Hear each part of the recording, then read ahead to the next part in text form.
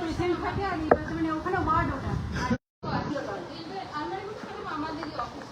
আচ্ছা, হোয়াটসঅ্যাপ সেন্টারগুলোকে ভালো করতে হবে, সেটা নিয়ে আমি কথা বলছি।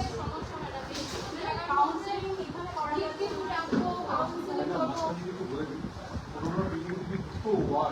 বিশাল প্ল্যান আছে।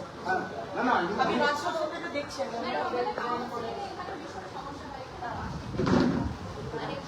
রাস্তা ক্লিয়ার কর। আমি দেখছি একটা ব্যবস্থা করছি।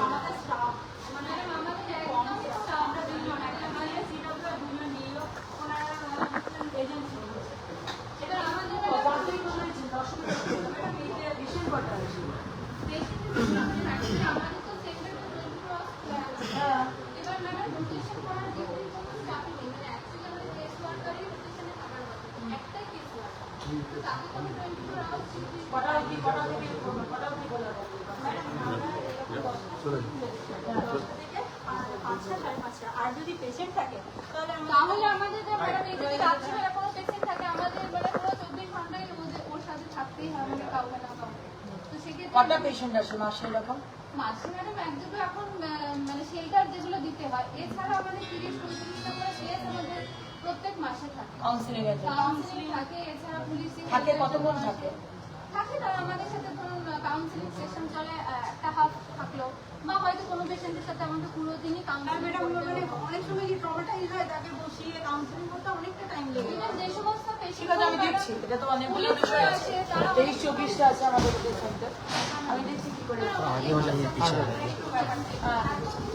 आप चलिए।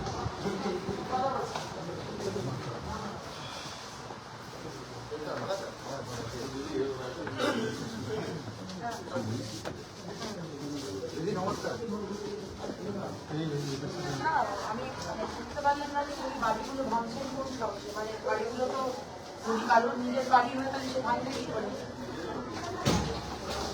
পাবলিকের বাড়ি কি ভাঙবেন কি করে?